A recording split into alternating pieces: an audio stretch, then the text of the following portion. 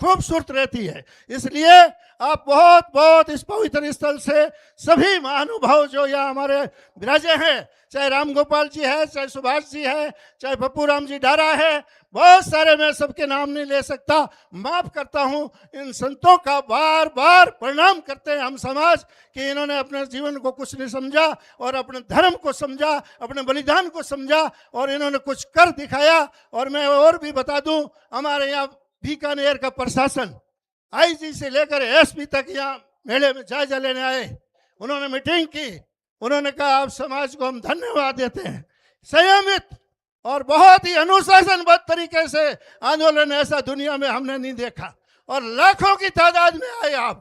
ऐसा नहीं बिश्नोई छोटा समाज है, राजस्थान हो चाहे हिंदुस्तान, लेकिन आपने दिखा दिया कि अनुशासन में रह करके और बड़े संयमित रह करके इस सभी जो दूसरे जाति के लोगों को साथ में लेकर के आपने शानदार प्रदर्शन किया। इस मौके पर आपको मैं बहुत बहुत बधाई देता हूं। बाकी अखिल भारतीय बिश्नोई महासभा आप सब की है, आप सब अखिल भारतीय बिश्नोई महासभा है, एक कोई व्यक्ति नहीं हो सकता।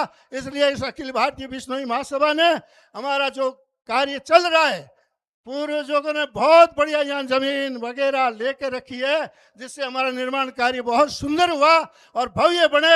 आप सबकी इच्छा यही है कि हमारा ये समाज आगे बढ़े, उन्नति करे, ये हमारा तपोभूमि जो यहाँ मुक्तिधाम मुकाम दुनिया का बेहतरीन बने, ये हमारी भावना है। इसी के साथ मैं आपका सबका स्वागत करता हुआ अपना बात को पूरी करता हूँ। धन्यवाद, जय हिंद। बहुत बहुत आभार। अखिल भारतीय बिश्नोई महासभा के महासचिव सम्मानित श्री रूपाराम जी कालीराणा साहब, एक बार बहुत जोरदार तालियों के माध्यम से इनका अभिनंदन करें। हमारे बीच में एक ऐसी शख्सियत का पदार्पण हुआ है, आप पर्वतारोही रोहितास जी खिलेरी, जितने लोग इस पंडाल के अंदर बैठे हैं, तालियों का महोत्सव खड़ा करें सजनों। मेरी प्रार्थना रहेगी रोहिता जी से कि आप आगे पधारो। और आप सजनों, आपने यूरोप की सबसे ऊंची चोटी पर 24 घंटे रहकर बिल्कुल बिश्नोई समाज ही नहीं, इस हिंदुस्तान की सरजमीं का नाम आपने गौरवान्वित किया है। एक बार पुनः बहुत जोरदार तालियां हो जाए सजनों। 8 साल से आप पर्वतारोही कर रहे हैं और आगामी 29 मार्च को आप माउंट एवरेस्ट 8,848 मीटर ऊंची चोटी पर 24 घंटे रह करके इस समाज का नाम फिर से गौरवान्वित करने वाले हैं। एक बार फिर से बहुत जोरदार तालियों के माध्यम से अभिनंदन करें। अखिल भारतीय बिश्नोई महासभा की ओर से 1,50,000 रुपए की राशि आपको देने की घोषणाएं सम्मान्य प्रधान जी ने की है।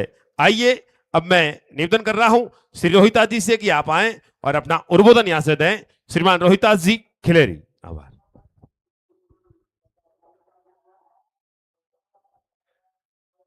भले ही हमें कोई मंच ना दे, हम मंच अपना खुद बना लेंगे।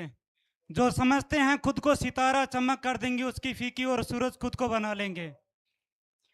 तो आज आप सभी के सामने खड़ा हूं मैं। यहाँ पहुंचने के लिए मेरे को 8 साल लग गए।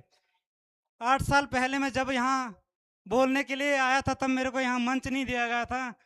तो आज देखो आप सबके सामने आपका बेटा, आपका भाई खड़ा है। इतनी बड़ी अचीवमेंट करने के बाद आज मेरे को यहाँ सम्मानित किया जा रहा है। तो संघर्ष में समय लगा, अपने आप को साबित करने में समय लगा और समाज ने पहचाना मेरे को और फिर मेरे को यहाँ स्टेज दिया। उसके लिए मैं तहे दिल से सभी का बहुत बहुत धन्यवाद करना चाहूँगा। और अभी मैं यूरोप कॉन्टिनेंट की सबसे हाईएस्ट पीक माउंट एल्ब्रूस पे 24 घंटे रुका हूँ और दुनिया का पहला लड़का बनूँ, आपका बेटा, आपका भाई, जिसने गुरु जम्बेश्वर भगवान की प्रतिमा को वहाँ पे -43 डिग्री टेम्परेचर में लहराया और इंडिया का फ्लैग वहाँ पे लहराया। अब मैं 29 मार्च 2026 को एक बार फिर से दुनिया की सबसे ऊंची चोटी माउंट एवरेस्ट को फतेह करने के लिए जा रहा हूं और वहां पर भी मैं गुरु जम्बेश्वर भगवान की प्रतिमा लहराऊंगा और दुनिया को बताऊंगा कि बिश्नोई कौन है और गुरु जम्बेश्वर भगवान जी कौन है, जिन्होंने 500 ईस्वी पहले 29 नियमों की स्थापना की थी। और आज दुनिया में गुरु जम्बेश्वर भगवान जी का नाम है। नेचर के बारे में अगर सर्च किया जाता है गूगल पे तो बिश्नोई के बारे में पढ़ा जाता है, अमृता देवी माता जी के बारे में पढ़ा जाता है। तो वो एक प्राउड फील मोमेंट होता है। तो मेरा भी कर्म है कि मैं भी अपने समाज का, अपने देश का, अपने राज्य का मैं नाम रोशन करूं और अपने समाज की चीज़ों को मैं ऊपर बड़े लेवल पे लेके जाऊं। तो इस मिशन के लिए मुझे कुछ नहीं चाहिए, आप सभी का आशीर्वाद चाहिए, क्योंकि उस माउंटेन के ऊपर दवाई काम नहीं, गोली दवाई काम नहीं आती, दुआएं काम आती है। अगर आप सभी की दुआएं रहेगी तो उस पे भी मैं फतेह हासिल करूंगा और 24 घंटे एवरेस्ट के टॉप पे गुरजम्बेश भगवान की प्रतिमा को लहराऊंगा।